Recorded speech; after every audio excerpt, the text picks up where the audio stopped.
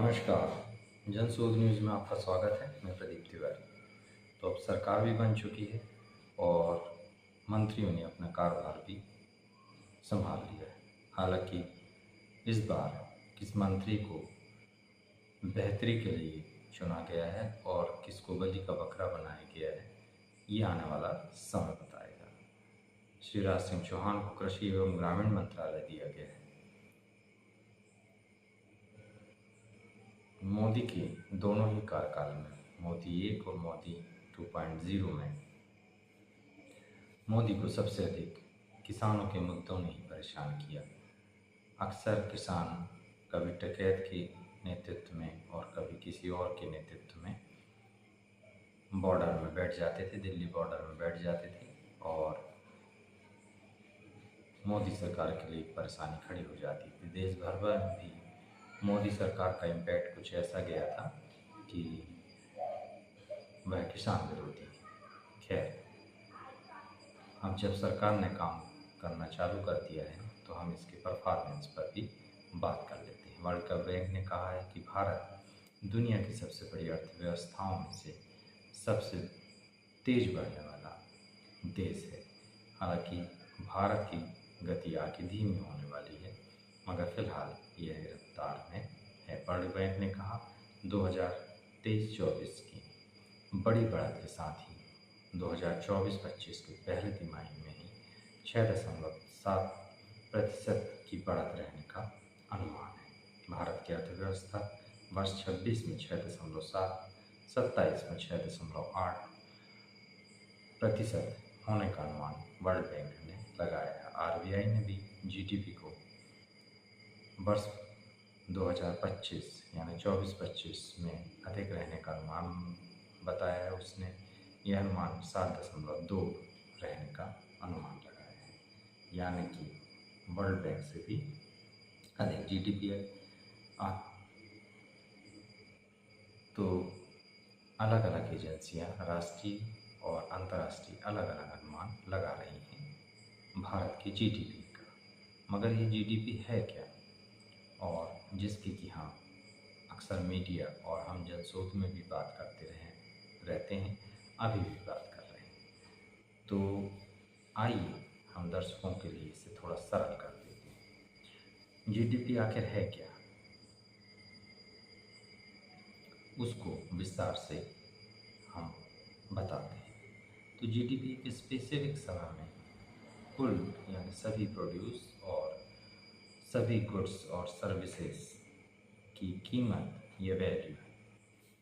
इसे अगर और थोड़ा सरल शब्दों में हम बताना है तो जो पूरे देश भर में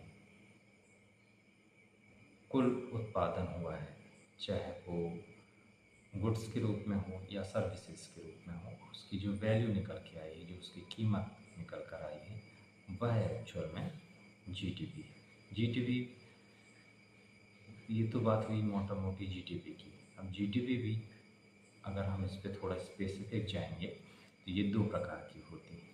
एक तो 20 साल के ऊपर जब हम कैलकुलेशन करते हैं तो वह जीडीपी, आज के समय में अगर बात करेंगे तो यह 20 वर्ष 2011-12 को लेकर सरकार चल रही है। दूसरा होता है जीडीपी नॉमिनल जीडीपी, जिसमें अभी की कीमत पर सारा कैलकुलेशन होता है और इससे जीडीपी को निकाला जाता है। आइए अब लगे हाथ इस पर भी बात कर लेते हैं। आखिर ये जीडीपी कभी बढ़ जाती है, कभी घट जाती है, तो आखिर ये बढ़ और घट कैसे जाती है और इसके पैमाने क्या हैं? आखिर क्या आधार है जिससे कहा जाता है कि जीडीपी बढ़ गई है, और क्या आधार है जिससे कहा जाता है कि जीडीपी घट गई है? तो इसके 4 प्रमुख घटक हैं। पहला आप और हम है। आप और हम जितना खर्च करते हैं उससे जीडीपी उतनी ही बढ़ती है। दूसरा प्राइवेट सेक्टर का ग्रोथ, वह जितना बढ़ता है उससे उतनी ज़्यादा जीडीपी बढ़ती है। इसका भी पूरे देश की इकोनॉमी में योगदान 32% के आसपास है। तीसरा सरकारी खर्च है। इसका मतलब है कि सरकार गुड्स और प्रोडक्शन करने में कितना खर्च कर रही है। इसका जीडीपी में पूरे देश की जीडीपी में 11% का योगदान है। यानी अगर आप देखेंगे तो प्राइवेट सेक्टर का योगदान से आधे से भी कम सरकार का योगदान है। चौथा, मांग। इसको कैलकुलेट करने के लिए कुल एक्सपोर्ट को कुल इंपोर्ट से घटाया जाता है, जो हमेशा ही नेगेटिव रहता है भारत के पॉइंट ऑफ व्यू से। ऐसा क्यों होता है? क्योंकि हमारा एक्सपोर्ट इंपोर्ट के मुकाबले बहुत कम होता है। हम बहुत कम चीज़ें एक्सपोर्ट करते हैं और बहुत अधिक चीज़ें इंपोर्ट करते हैं। इसकी वजह से यह हमेशा नेगेटिव होता है और भारत के लिए नुकसानदायक भी है अर्थव्यवस्था की दृष्टि से। तो हमने आपको मोटा मोटी जीडीपी समझाने का प्रयास किया है। वर्ल्ड बैंक 6.7 और 6.8 का अनुमान भारत के लिए लगा रहा है।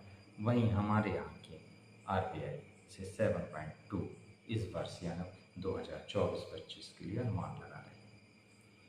सही कौन बैठता है आने वाला समय ही बताएगा, मगर यह जीडीपी अच्छी रहेगी तो देश में गरीबी घटेगी, रोजगार बढ़ेंगे, व्यापार बढ़ेगा। जीडीपी को बढ़ना चाहिए, यह आवश्यक भी है देश की इकोनॉमी के लिए।